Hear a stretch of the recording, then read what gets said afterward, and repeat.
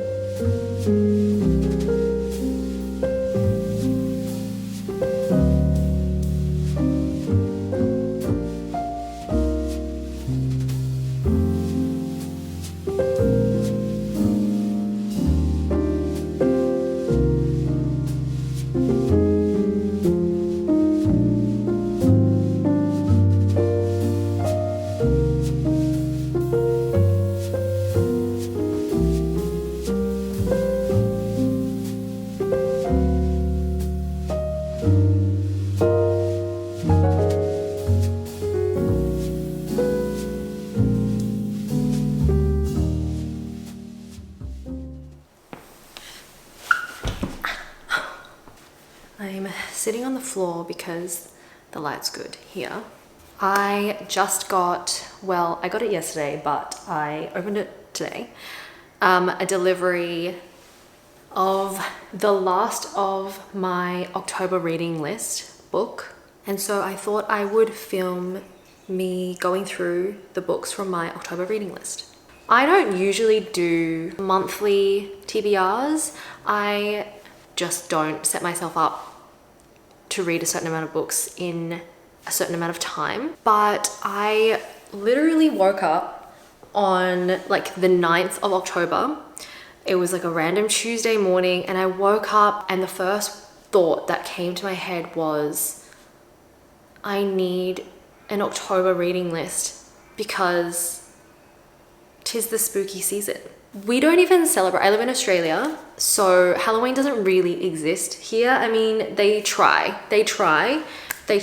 to make it happen, monopolize on the holiday, commodify it, but definitely it's just not something that's really done over on this side. I also just feel as though, I mean, maybe it's just because that's the way that it's been marketed, but I just feel like if it's not autumn or fall during Halloween, it just doesn't make sense. It just doesn't make sense. I don't know. I think I have a romanticized idea of it because of what's been marketed to me through the media, but that's just the way that it works. That doesn't mean that I can't read and tailor my reading to align with the spookiness. I decided to be responsible because, I mean, I don't know how responsible this is, but because it was halfway through the month and I'm giving myself till kind of after the first week of November to complete all of my reading. So I'm only giving myself 5 books. I think that's pretty reasonable. These I'm missing one of them, but this is, and they're all relatively short, you know, they're not big, but they all happen to fall into, well, I was kind of tossing up between a few options, and then I realized that a lot of the books that I was looking at kind of fell into the gothic horror genre. And so I thought for my first October reading list, I might stick to just one genre. So the first book is Dracula by Bram Stoker. This is from my high school years, which is a long time ago. I honestly couldn't tell you what I thought of the book when I was reading it for school. I haven't really looked at Dracula since, but I thought, why not use this opportunity to read it again as an adult and see what my opinions are. I don't particularly remember loving it, that's all I remember. This, obviously, if you don't know Dracula, I mean, I'm sure you do. It's about vampires. Before Twilight, there was Bram Stoker's Dracula. I actually, so far, I'm only like a little bit less than halfway through, and it's quite an easy read, so it's really easy to get through. The language is not too difficult for people who don't like classics or find them a little bit overwhelming. This is really easy to read, in my opinion anyway. It's just fun. Like, it's not scary, but it definitely depicts that gothic horror era so well. The story is essentially told through letters and diary entries. You know, you're seeing the perspective of multiple different people through something as intimate as personal letters or a diary entry.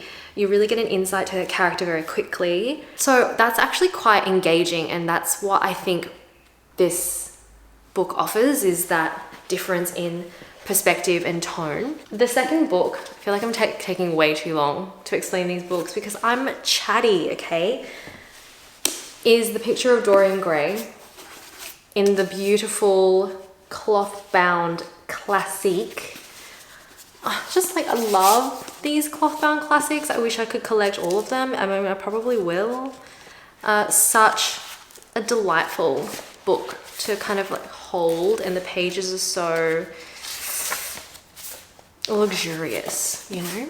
It's kind of just like one of those books that I feel as though everyone should read. There's actually not one person that I've met who doesn't love The Picture of Dorian Gray, who've read it. And also, out of those people, most of them describe or react to the book in such a way that you know it had such a profound effect on them, or the way they see things, or the way they've read, or the way they read, or the way they even just read the book. So it's just one of those books that I feel everyone should read at least once. So that is The Picture of Dorian Gray. Then this is The Turn of the Screw, which I haven't read. I actually got it as a gift a few months ago from a friend, and I just can't wait to get into this book. The cover is scary. Scary. A young governess is sent to a great country house to care for two orphaned children. To begin with, Flora and Miles seem to be model pupils, but gradually the governess starts to suspect that something is very wrong with them. As she sets out to uncover the corrupt secrets of the house, she becomes more and more convinced that something evil is watching her. I don't really know anything else about this book. I also just hate knowing too much about books before I read them, so I kind of refrain from looking things up. The fourth book I don't have with me, The Strange Case of Dr. Jekyll and Mr. Hyde. I have finished it. It's a very short novella if you haven't read it already, and definitely one of those classics that where I wish that I had read it at the time that it was written. With all books, I wish that I had read them at the time that they were written, but especially with something like The Strange Case of Dr. Jekyll and Mr. Hyde, that is just definitely one of those books that I wish I could have read without knowing absolutely anything. With that said, I still really enjoyed it. I read it in a day, thoroughly enjoyed the journey. I thought the pacing was great. I wasn't enamored with the writing, but I don't think that's the point. I think the point is the story and the themes that it touches on, and I thought that that was done really well. I didn't want to stop, and then when I did, I closed the book and I just sat with it for a bit, and that moment after I finish a book and you just kind of revel in your experience is one of my favorite things after reading a book to do. Anyway, so my last book I purchased. This is the book that came yesterday, and it is Frankenstein by Mary Shelley. Confession is I have never read Frankenstein. I was originally planning on reading this one last. I have a trip coming up at the start of November and I thought I could take this with me. I can't take this with me. This is too big. Imagine getting on a plane or you're at the airport and you see this. Like, it's kind of boss, but it's just ridiculous. Another very popular, very well-known book. It's been adapted into so many things. So that is all of my October reading list books. After going through all of those books, I realized how much reading I need to do. So I'm going to probably spend the rest of the afternoon reading.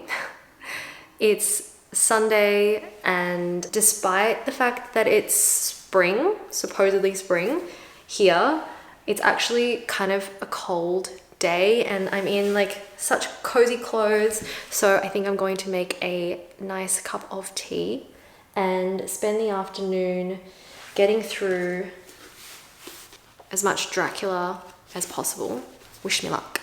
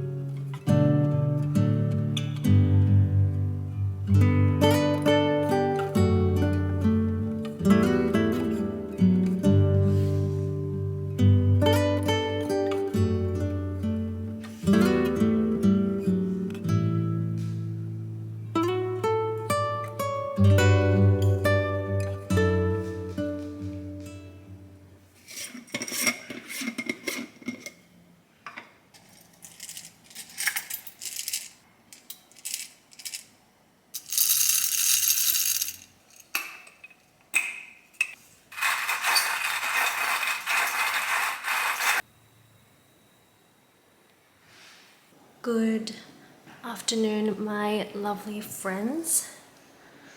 I'm feeling a little flat, a little lethargic, so I'm going to make an affogato and do some reading. I really want to finish Dorian Gray today, so I think I'm gonna have my affogato and finish that book this afternoon. So let's make an affogato, let's finish The Picture of Dorian Gray. I just made it past chapter 11. If you know, you know. And we can finish this magnificent piece of literary gorgeousness.